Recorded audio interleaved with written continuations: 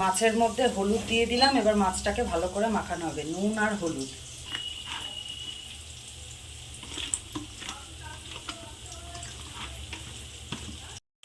মাছ ভাজার জন্য আমি কড়াই বসিয়েছি। এবার পরিমাণ মতন সর্ষের তেল দিয়ে দিলাম।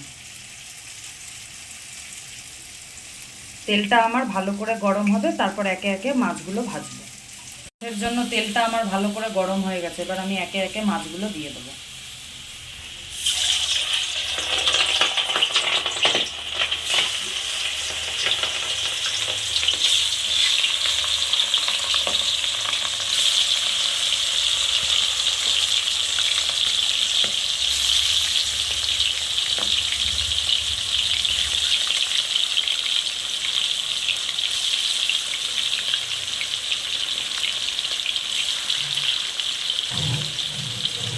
মাছগুলো দিয়ে আমি ঢাকা দিয়ে দিলাম, কারণ আঁশবিহীন মাছ তো ওই জন্য ভালো মানে ছেটে, ওই জন্য ঢাকা দিয়ে দিলাম।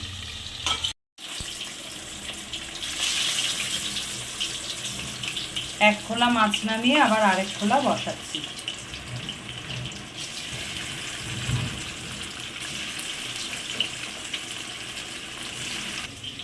এইভাবে লাল লাল করে মাছগুলো ভেজে নিচ্ছি।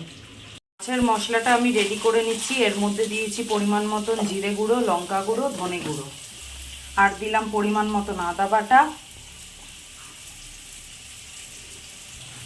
আর দিলাম সামান্য একটু হলুদ। ভালো করে ভাজা হয়ে গেছে। এবার এর মধ্যে যে মাছের মশলাটা রেডি করে রেখেছিলাম, জিরে, ধনে, লঙ্কা গুঁড়ো, হলুদ গুঁড়ো, আদা বাটা, সেটা ঢেলে দিলাম। আর একটু পরিমাণ মতন অল্প একটু জল দিয়ে দিলাম।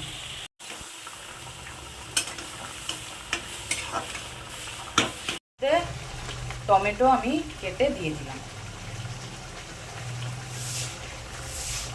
2টো টমেটো দিয়ে দিলাম।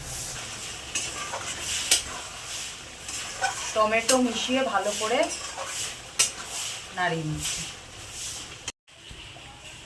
মশলাটা আমার কষে গেছে। আমি পরিমাণ মতন জল দিয়ে দিচ্ছি। আপনারা যতটা ঝোল রাখবেন সেই অনুযায়ী জল দেবেন।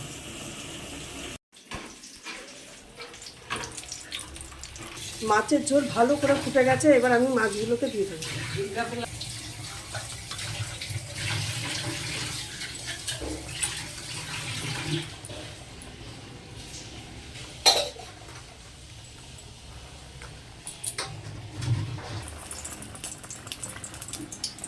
এইখানে এর মধ্যে আমি বড়ি ভেজে মাছের মধ্যে দেবো।